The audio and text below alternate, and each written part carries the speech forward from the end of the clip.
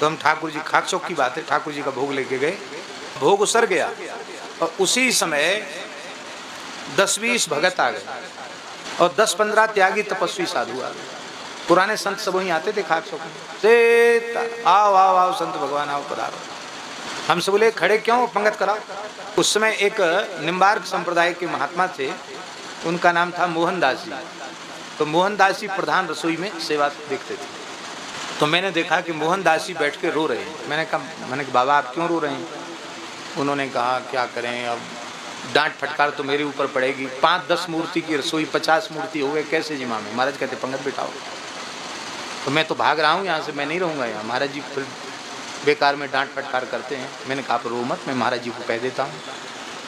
तो हम डरते डरते, डर तो हमको भी लगता था, डरते डरते हम आए धीरे से, ऐसी शेर की तरह देखा क्या बात है। उन्हें धीरे से कान में कहा महाराज जी आप आज्ञा करें तो थोड़ा दाल साग बढ़ा दिया जाए और थोड़ा भात और बन जाए तो महाप्रसाद से पूर्ण हो जाता है। लट लट बक बक करता है, राम जी का प्रसाद अक्षय होता है। जोर से बोले चलो सब लोग बैठो, मैं पंगत कराता हूँ। सबको बिठा दिया, रसोईया को भी बिठा दिया, हमको भी बिठा दिया, सबको बिठा दिया। अकेले खड़े हो गए फेरने के लिए। कम से कम 50-55 मूर्ति की पंगत और रसोई बनी 5 लोगों के लिए।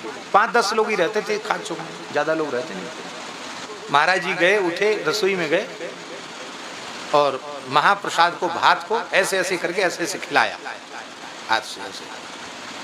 और फुलका जो है ऐसे ऐसे करके ऐसे ठुक ठाक करके, हाथ फिरा हुआ फुलका उसको फिर रख दिया।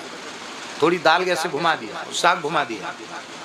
महाराज जी ने परोस के जिमाया, सब तृप्त होकर खाए।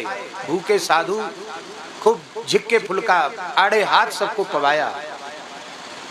और पवाने के बाद हमसे कहते ए आचमन कर लिया? हाँ महाराज। देखिए रसोई में कुछ बचाए कि नहीं बचाए। आप आश्चर्य मानेंगे, वहां जाने के बाद देखा कि 5-10 मूर्ति का प्रसाद अभी भी बचा हुआ है।